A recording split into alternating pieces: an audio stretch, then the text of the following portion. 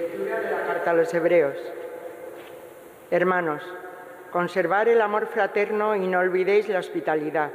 Por ella, algunos, sin saberlo, hospedaron a ángeles. Acordaos de los presos, como si estuvierais presos con ellos, de los que son maltratados, como si estuvierais en su carne.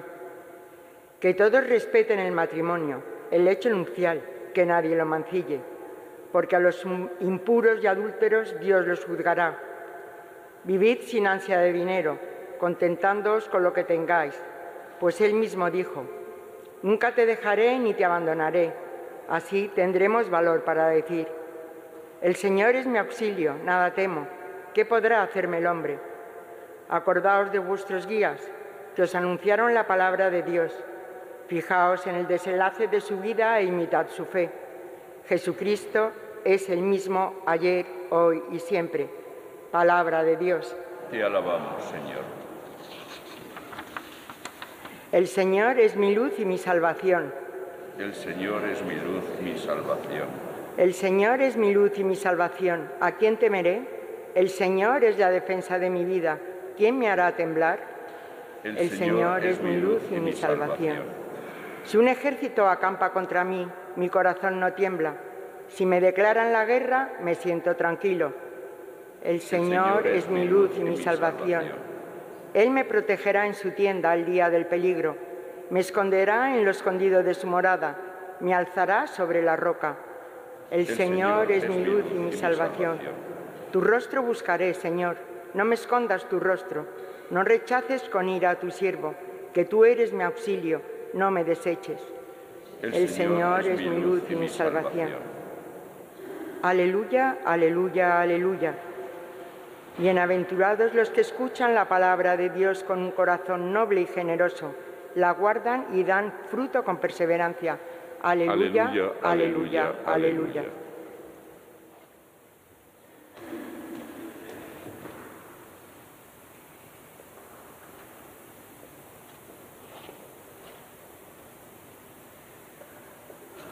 El Señor esté con vosotros. Lectura del Santo Evangelio según San Marcos. En aquel tiempo, como la fama de Jesús se había extendido, el rey Herodes oyó hablar de él. Unos decían: Juan el Bautista ha resucitado de entre los muertos y por eso las fuerzas milagrosas actúan en él. Otros decían: es Elías. Otros: es un profeta como los antiguos. Herodes, al oírlo, decía: es Juan, a quien yo decapité, que ha resucitado. Es que Herodes había mandado prender a Juan y lo había metido en la cárcel encadenado.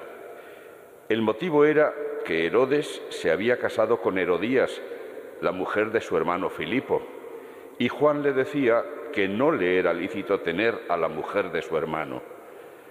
Herodías aborrecía a Juan y quería matarlo, pero no podía porque Herodes respetaba a Juan, sabiendo que era un hombre justo y santo, y lo defendía.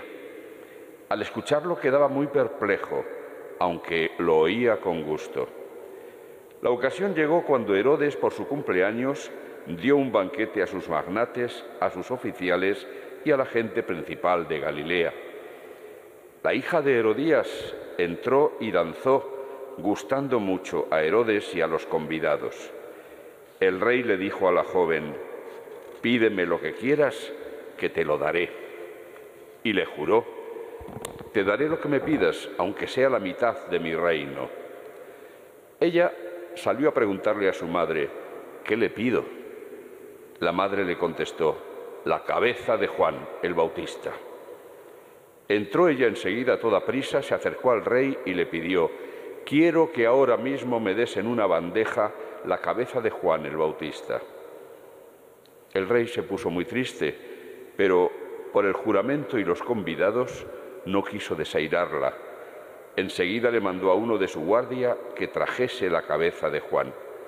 Fue, lo decapitó en la cárcel, trajo la cabeza en una bandeja y se la entregó a la joven. La joven se la entregó a su madre. Al enterarse sus discípulos, fueron a recoger el cadáver y lo pusieron en un sepulcro. Palabra del Señor.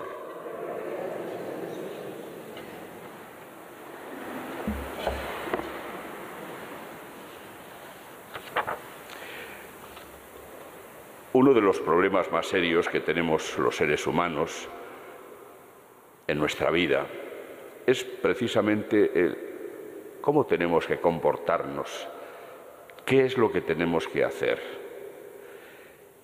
Es la dimensión ética o moral de la vida, y eso tiene toda la relación con el problema del bien y del mal. Se supone que en un principio toda persona es capaz de descubrir como norma general hay que hacer el bien y evitar el mal. Pero, ¿y qué es el bien? ¿Qué es el mal? Es un problema que viene desarrollándose y inquietando desde siempre, generación tras generación, desde los inicios, como aparece así reflejado en las Sagradas Escrituras. Y hoy sigue siendo también un problema. ¿Qué es el bien? ¿Qué es el mal? El Señor, sabiendo que para nosotros es imposible ser capaces de reconocer el bien del mal, nos ha, en primer lugar, avisado que no intentemos decidir nosotros lo que es el bien y lo que es el mal. Precisamente, el pecado de Adán y Eva, tal como lo pinta la Escritura, consistió en eso, en decidir ellos qué era el bien y qué el mal. Era el fruto del árbol de la ciencia del bien y del mal que el Señor les había dicho que no podían comer, pero decidieron, hacemos lo que nos apetece, porque eso es el bien. Es la gran tentación siempre para todo ser humano. Decidir que lo que a mí me conviene o me apetece, eso es bueno, y lo que no me conviene o no me apetece, eso es malo. Pero ¿coincide eso con la realidad? ¿Cuántas veces, después de haber elegido una conducta determinada, una opción determinada, tenemos que descubrir con horror que nos hemos equivocado o que hemos originado muchos males, quizá incluso a otras personas? Es un problema. Y por eso, insisto, Dios viene en nuestra ayuda.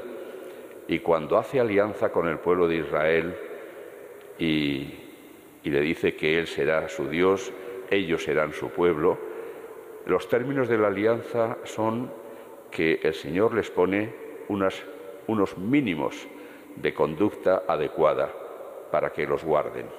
Son los 10 mandamientos. Y esos 10 mandamientos, según después va a refrendar Jesús, son para siempre. Aunque Jesús va a aumentar, diríamos, no el número de mandamientos, sino la intensidad o la exigencia. Y así, cuando comenta algunos de los mandamientos, habéis oído que se dijo a los antiguos, no matarás, etcétera, pero yo os digo. Y Jesús sube más todavía el listón de exigencia. Todo eso, insisto, es en nuestra ayuda, porque si nos dedicamos a hacer cada uno lo que quiere, esto se convierte en una selva en la que es una lucha de todos contra todos. Y así, evidentemente, no se puede vivir. ¿Y qué pasa con las personas que no creen en Dios y, por lo tanto, no aceptan la alianza? O los que incluso diciendo que creen en Dios, pero no le obedecen, no quieren obedecerle. ¿Qué pasa? Pues que efectivamente todo eso origina serios y graves problemas. Quien no acepta la palabra de Dios como norma de su vida, pues ¿qué moral va a tener? ¿Qué ética? Objetiva no, siempre va a ser algo subjetivo, lo que cada uno decide, lo que cada uno quiere. Pero eso puede permitir una sana y buena convivencia entre todos? Pues no, porque muchas veces lo que uno quiere va en contra de los intereses de los demás. Y aun cuando se dice aquello de que mi libertad acaba donde empieza la libertad de los demás, pero de nuevo nos encontramos con el problema de que son unos límites muy indeterminados y que lo que a mí me parece que es que me están coartando mi libertad, para otro resulta que no. Todo esto viene porque hemos escuchado cómo el autor de la carta a los hebreos pues recuerda a los cristianos que hay unas normas dadas por el Señor que hay que guardar. Conservad el amor fraterno, esa es la que aglutina a todas las demás, la que es el centro de todo. Pero luego algunas cosas también las recuerda, que se acuerden de los que están presos o de los que les están maltratando y que respeten el matrimonio, que nadie mancille el hecho nupcial, porque a los impuros y adúlteros Dios los va a juzgar. Siguiendo esta línea, vemos que el problema que tiene Juan Bautista con Herodes pues es justamente ese, el que le recuerda el mandamiento de Dios: no te es lícito casarte con la mujer de tu hermano.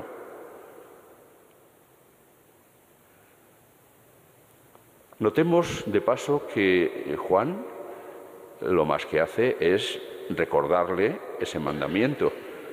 Juan no tiene medios para obligarle a Herodes a cambiar de conducta. Herodes sigue siendo muy libre de hacerle caso o no. De hecho, no le hizo caso.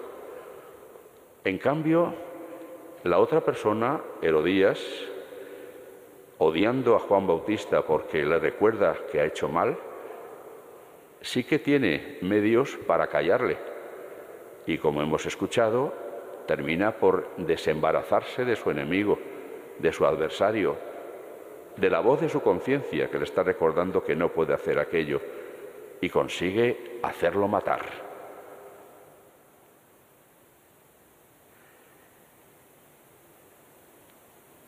A Juan le acallan totalmente lo que hoy se llamaría la libertad de expresión.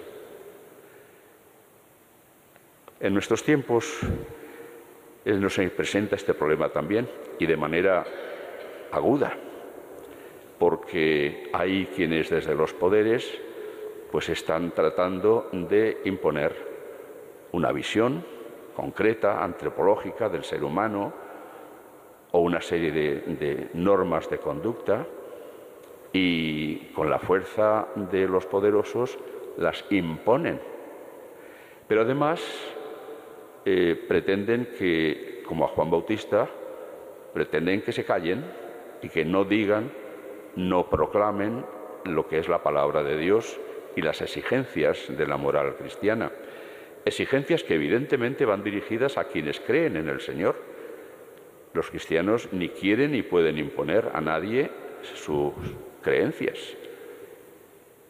Sigue diciendo la Iglesia, como lo decía Jesús en su tiempo: el que tenga oídos para oír, que oiga.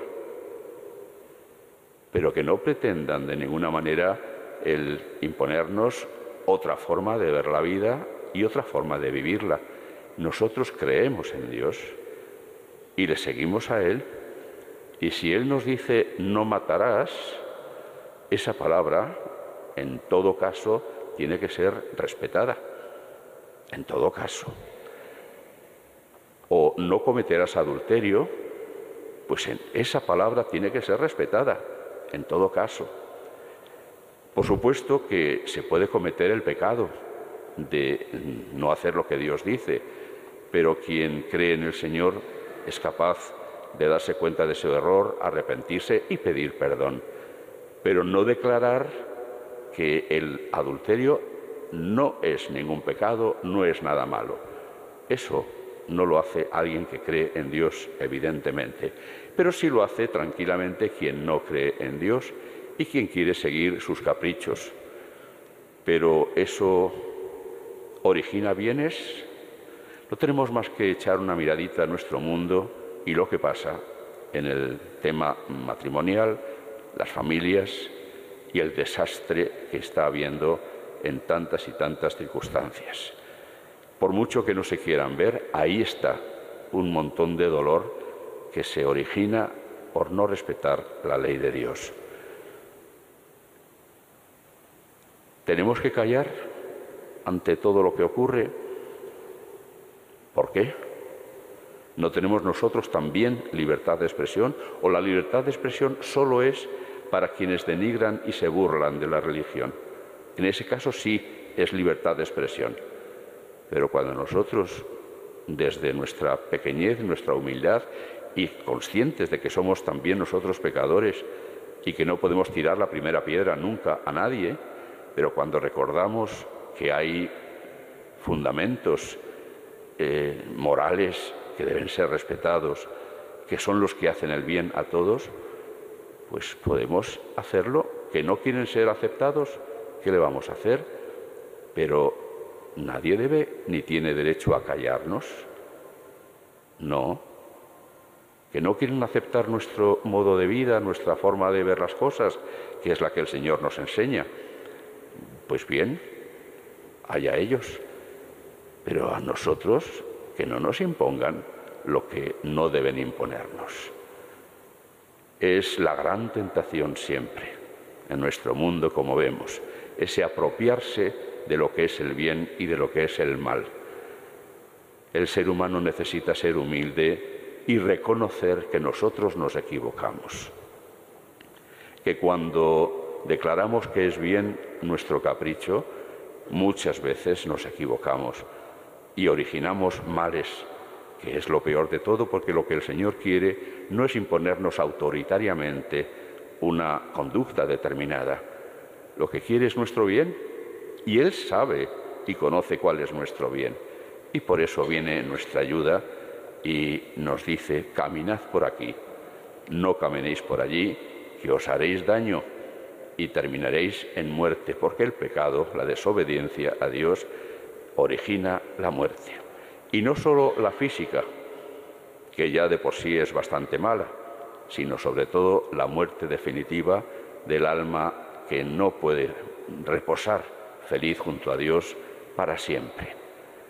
Pidamos al Señor con toda humildad que nos ayude a mantener la fidelidad a los mandamientos de Dios y que nos ayude a ser pregoneros de su voluntad, para que el que quiera oír, que oiga.